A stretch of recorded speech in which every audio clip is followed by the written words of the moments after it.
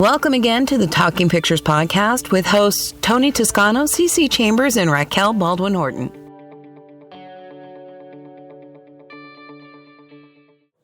And welcome to the Talking Pictures podcast live from Salt Lake Comiccon 2016 here with Tony Toscano. By the time you hear this, we're not live. We're Memorex.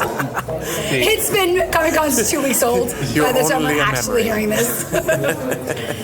But we were live at one point. As Raquel Baldwin Horton. Yes, Raquel Horton. I'm just Horton now. I got rid of my maiden name. Your man wants your name. I love him, so I'll do whatever he wants. Okay.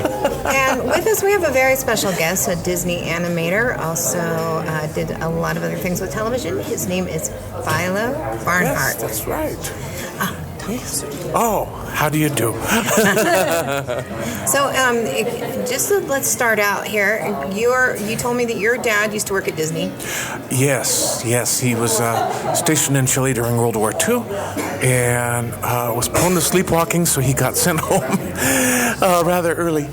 Those landmines can be dangerous. MP caught him around the waist at night just before he went over the cliff in Chile where he was stationed. So they sent him home to Cedar Rapids, Iowa.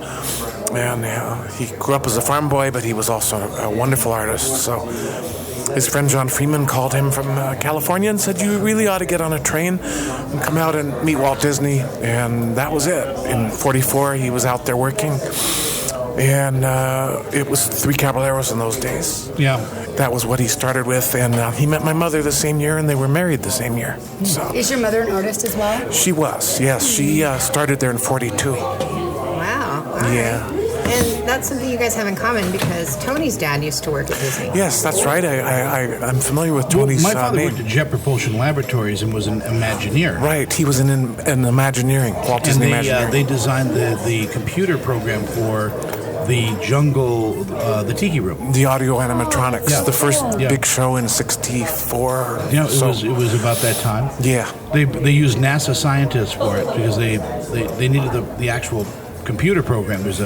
There's a room underneath it that's the size of maybe this, and it used to have these the huge computers. early programming. Yeah, now this can run on an iPhone. But That's right. Yeah. They used to have these enormous rooms underneath the attractions that had banks of computers, with the tapes running. So working, your dad working with Disney that early on. I mean, he worked with some of the great, the old men, as we used to call The them. 9 old men, yes.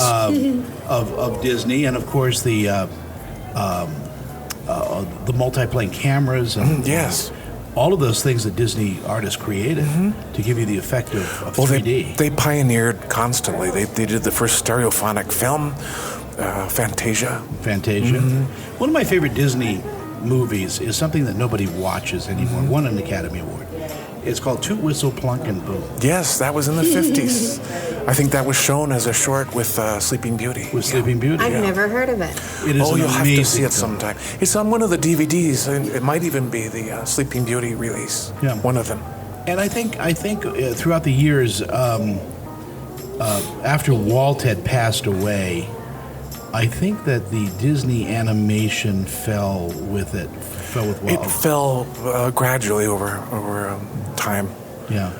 Until it started to transmogrify into something else, and by the time we did Mermaid, they were ready to get back to musical fairy tales. Yeah, it was Lasseter and those guys that just kind of redid it. John Lasseter So, growing up, knowing the behind-the-scenes stuff, and then you being an artist yourself, you have an appreciation of cartoons.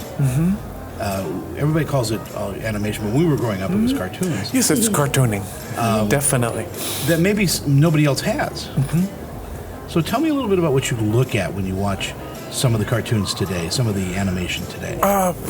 Just the overall storytelling, if they use the colors to evoke a mood in the audience, and the sound effects have to, work with everything, and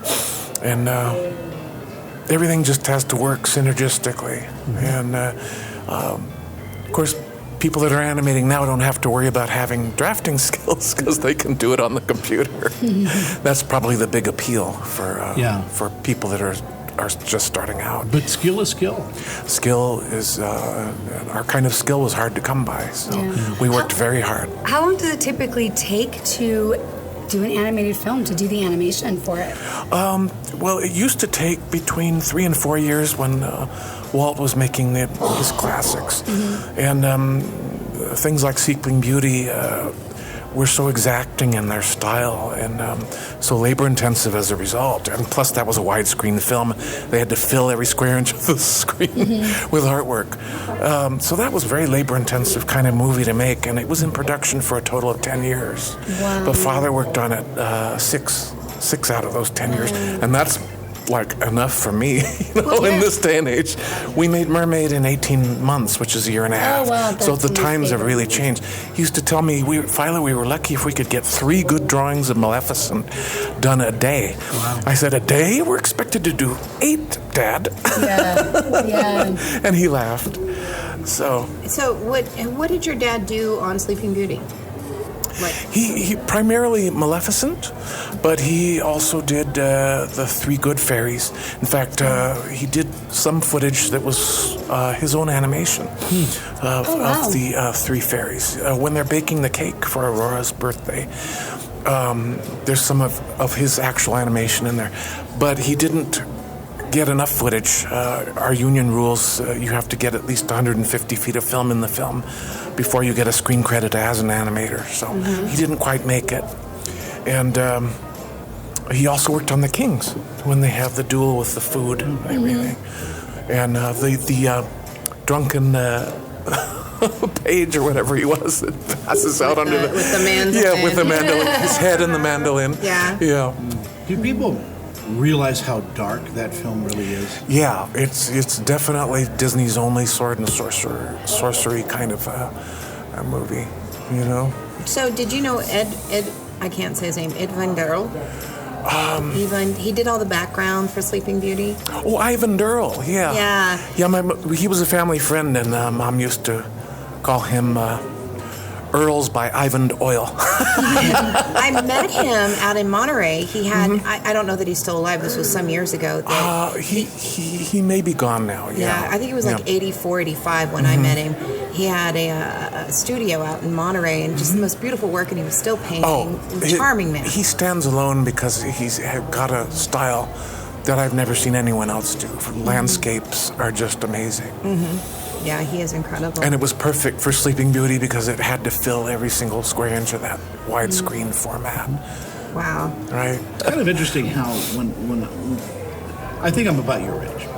I remember in the 70s, what happened was there was a split off with Ralph Bashke. Yes. With Wizards. Yes. And then there was Fritz the Cat. Yes. And how the way that animation was perceived by an audience changed, because now it was a conveyance. It was a conveyance, and it could be adult. Yeah.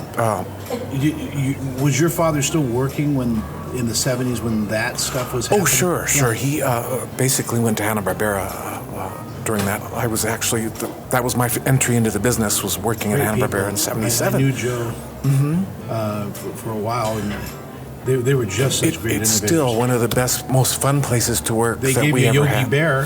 They gave you all the, the George Jetson. Flintstones, Yeah. The Foodoraka cycle. Yes. Yes. I wanted you to think be you have a that. bad job. I don't even cook now. I'm like, Jane, stop this crazy thing. I know, and now they have this Toss machine Butler. that can make water out of air, and I'm like, we are one step away from a replicator Foodoraka cycle. I'm Foodoraka. there. So what are you working on now? I am working with Mr. Charles D. Moissant in Chicago area, Park to be exact, and we are doing all kinds of comic books. Mine in particular is Whispers from the Void. I know, I'm looking at it. It looks pretty dark. Yes, this first issue is by Robert Moran. He's a Scottish artist, and I'm envious. I would love to live in Scotland. But you can see how beautiful it is. His style is a lot more realistic than mine. But it harkens back to the film noir period in the 40s. He's got the ghoul lighting on the characters.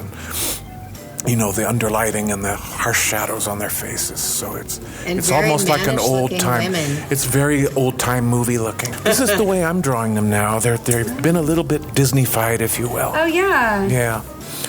And I've tried to place Blythe in the proper period for her. She is from 1812. She is a ghost. So I've given her empire or empire, however you want to say it, dress, wedding dress. It's almost a tip of the hat to Scooby-Doo. Yes, exactly. That's that feeling. Yeah, I can't get away from Scooby-Doo. It's like it's like Happy Raquel It wasn't for you meddling and me. kids. I remember in the black. I'm in white. So you did a lot of the animation for Little Mermaid. Right. Yes. I keep wanting to calling it Ariel. Okay, so we know, I'm sure you've heard of like people say there's all these like bloopers. Oh, sure. Did you sure. put those in there? No, that wasn't me. In fact, they've been misunderstood, especially the one about the priest, because that is actually his knees, folks. I can tell you because I watched Will Finn animate that scene. What it is his vestments go past his knees, and it gives the illusion that he's full size. He's actually very diminutive, and he's standing on a podium. So, Wow. So that is and when he that is leans not back, a crucifix in his pocket. No. When he leans back, his knees buckle, and that's everyone said, "Oh, look at that! That's a no-no." Priests can't have those things. No. This is really cool. But as far as Raquel's looking through a comic as book. far as the item in the castle and the movie poster, that's a different story. Really? That was drafted by my friend David Pacheco. The tears. And while I was drafting the one with Tony Anselmo of her in front of the moon in profile. The silhouette where she's got her fin up and she's got her arms wrapped around it. That was painted by one painter, and I don't know who that was. However, David's got painted by 4 different painters. And one of them was the one that slipped that item in there. The phallic item. Yeah, and by the time In a Disney movie? by the time it was What? used on Forsooth. a VHS box cover, the first release, Yeah, of course. somebody finally spotted it, and we didn't even look for it. Somebody got fired. Somebody that needed a life Yeah, found it on the And, castle. It looked all, Yeah. yeah. I remember. So what I happened? don't. I'm going to have to look this Oh up. yeah. So I the end remember result- everyone. It was talked about a lot. Yeah, it was. Let's just say that. The end result was that they called the painters together and they said, "Look, folks, would you mind, coming forward if you did this?" And none of them would, so they all got fired. Oh, really? Yes. All of them? Yeah.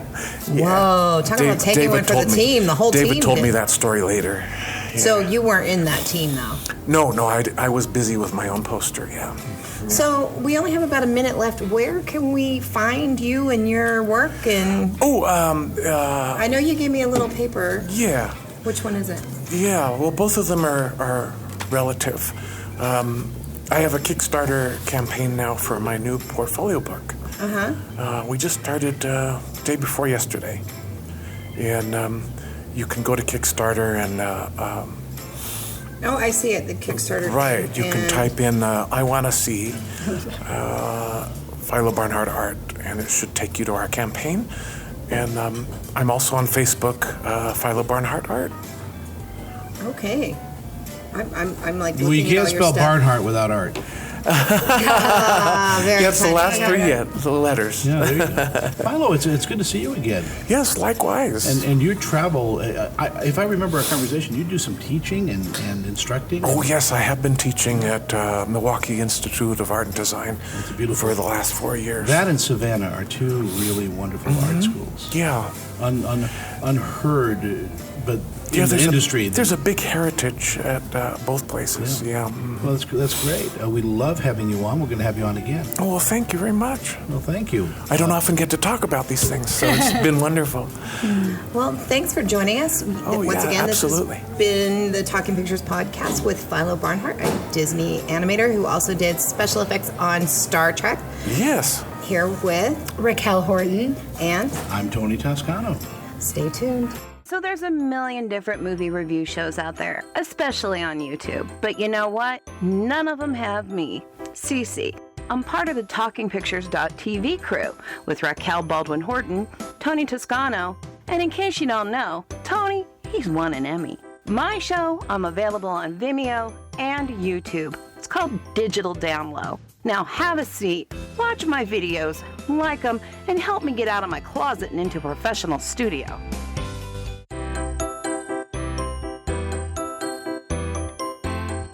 You're wondering what to watch this weekend? Yeah, you can look it up on YouTube, or you can stay tuned right here and listen to Talking Pictures Podcast. That's right, Talking Pictures Podcast. We are the sister show to the Emmy Award-winning television show. You can also find us at www.talkingpictures.tv.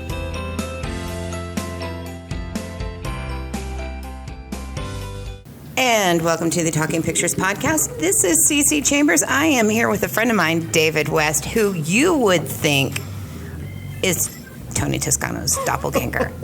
In fact, I was walking the con floor and I had a guy yell at me, "Hey, the movie guy, I know you."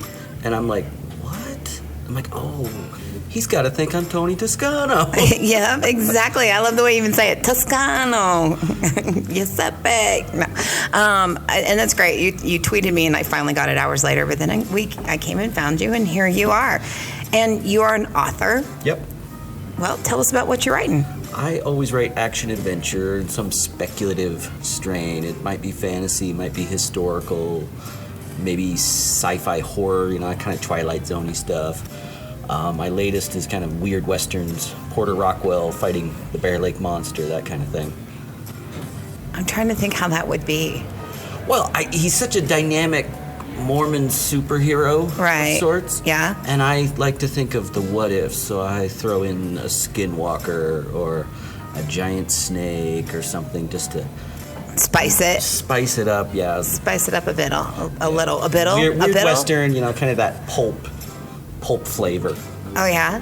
Do you have any of your? Do you compare like what you're doing to like some of the work that's out there, things that are in movies, and go, "Hey, I had that idea first," or?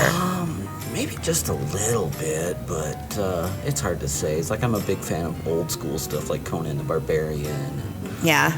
That kind of thing. Kill monster, big sword, chop chop. Action. This guy's the hero. He's got to overcome this big, great evil, and kind of direct and. Yeah. What was I going to ask you? It was related to your writing. So do you think your writing is, what do you think you're writing? You write it, so I hope you think a lot about it. Is your writing more detailed in minutia, or do you just kind of, do you write in a flavor that's kind of like, look, everybody kind of knows what a lake is. I just have to point trees or barren. I've been told I'm pretty lyrical and that I have a really cinematic way of writing. A lot of people really like my descriptions, metaphors, that kind of thing. That's a good thing. I'm a lover of language, so even though this is going to be a hack and slash story, I want it to be poetic, and you're going to smell the copper in the air. See, I like that.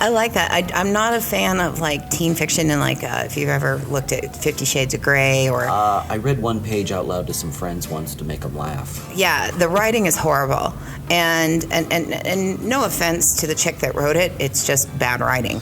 And my degrees are in writing, so I'm pretty critical. I mean, not judging by my tweets and misspellings. I've got long nails. Texting is kind of hard. Autocorrect is my bane. What's that? Autocorrect. I know. It's like I lean towards that purple, loving the language, Byzantine words. Right. A little bit much. Ooh, good word use there. Ooh. So how many books have you written? I've written several novels and loads of short stories. Oh yeah? Where are you normally publishing at? I try to have my fingers in lots of pies, so it's like I released a novella this morning in the Redneck Eldritch collection, and different online magazines, different anthologies, and then after they've been out for a few years, I might collect them and self-pub those while I'm still giving a novel to my other publisher over here, lining up another one with a new publisher over there, trying to diversify. Right. Don't put all your eggs in one basket. Yeah, to make a living as a writer, it's tough, and it's like I try to tell me about have as many things as I can. Well, it's until you get that superstar status.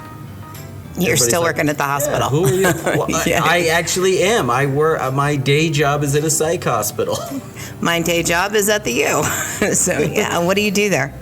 I'm a care specialist. It's kind of like half therapist, half orderly. So with writing is a hard business. I myself went to school for writing and got several degrees in English and writing, only to having lived in that turtle shell that is academia. And despite what people think, unless you're 20 and have a lot of people doing different things and a lot of friends with other, I'm nodding, but you guys can't hear that. Yeah, he's nodding. He's agreeing. If you're 20 and have all those friends and you have all this stuff coming in, you learn about new technologies. When you're in your 30s and in college, you're in a turtle shell. You work, you go to school, you come home. You work, you go to school, you come home. And I graduated with coming out and going, blogging? Who are all these imbeciles that can't write? And why did you ruin news? And why did you ruin media? And why did you ruin writing? Because everybody's self-publishing and this sucks. It's gotten crazy. I mean, for me, it's like I have a 10-year plan, 10 years of hard work, so it's 10 years from now somebody will think, oh, he's an overnight success. How'd you do that? Exactly. Been working at that this long. Don't you love that, though, when people think, oh, you made it lucky like that, and you're like, do you know how many times I went without sleep to network and write and rewrite and... Oh, my goodness. One thing I love about Comiccon is the networking. Oh, yeah. You get to meet so many people. Like, even us, we get to meet in real life. Yeah. Is that your book? I see. Yeah, this is my latest book. I see. Cold Slither and Other Horrors of the Weird West. I can't do that slither that people can do. So, I like the cover. Now, who designed your covers? This one I had help from a friend of mine that's done a few, and I said, hey, this is what I would like, and he, kind of gets the creepiness, and I have the mountain background to kind of give it that feel of somewhere out in the wilds, because for the most part, these stories all take place out in the wilds, some lonely place that's... Rolling in the Deep, was that an Adele reference? I actually, when that song came out, I loved it, and I said, that is such a great title, I'm going to steal that title someday, and so I wrote that story that takes place out in the Pacific. Oh, so this is an anthology? It is. It's got 11 stories. Wow. So this is Cold Slither, and for those of you who go look things up by the ISBN like I do, it's 978-153-4747-692. So it's been doing pretty good in the Western horror Kindle genre. Oh, yeah? Yeah. That's really great. I'm so happy for you. So what's your plans now? What's the next thing coming out?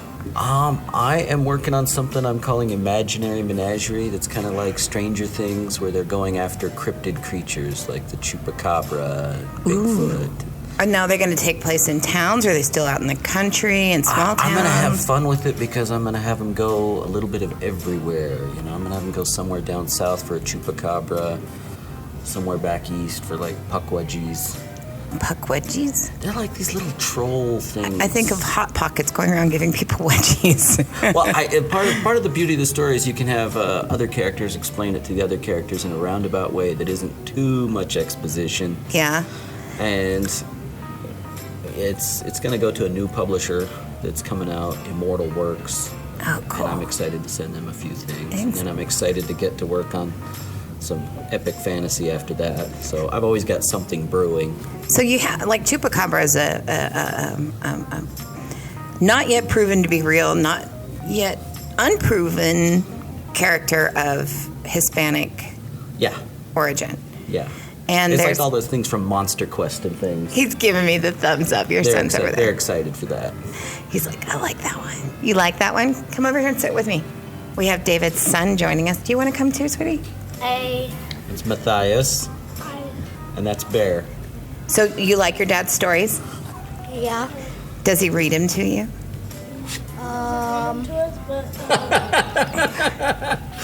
Look at this one's who this one's dedicated to. Who drew that? Oh, these are all petroglyphs. Oh, okay. So every one of those chapter headings is some petroglyph somewhere, because a lot of these are based on Indian legends. Oh, okay. And I love this one of this giant bird eating a man. This is from down in Arizona. I'm forgetting exactly where in Arizona it was. But I thought, oh, that's great. So that's going to go with this story about the Paisaw, which is a giant man-eating bird. Reminds me from Up.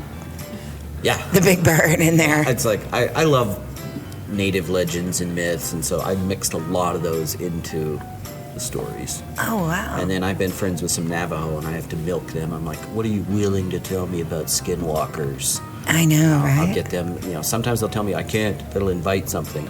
And then other ones will be like, well, and he'll tell me some interesting little story about something weird that happened to him.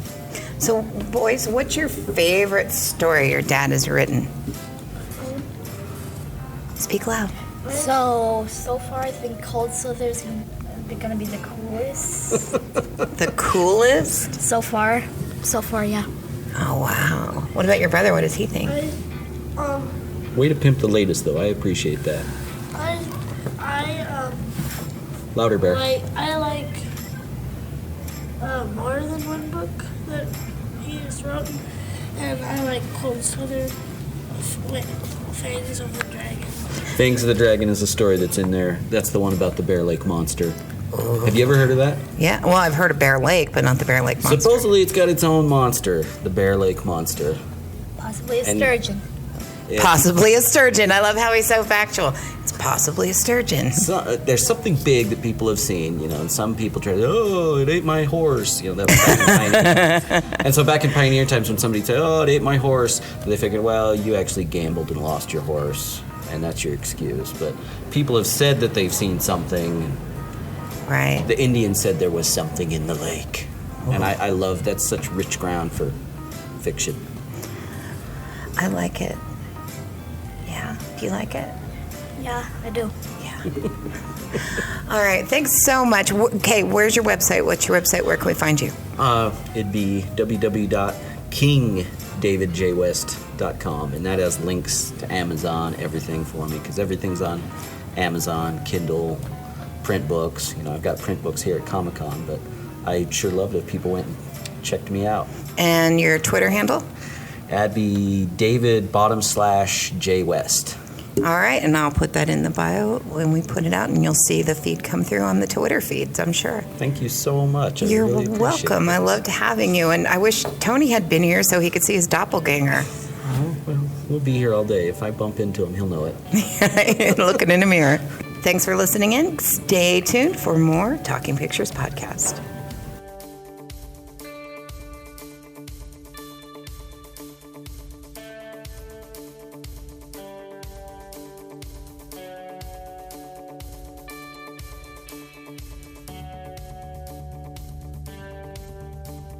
The Talking Pictures podcast is produced by Talking Pictures Productions. Produced by CC Chambers. Find us at www.talkingpictures.tv. Talking Pictures podcast distributed by Geek Factor Radio. Also on SoundCloud, Libsyn, and iTunes. Music and sound effects provided by bensound.com.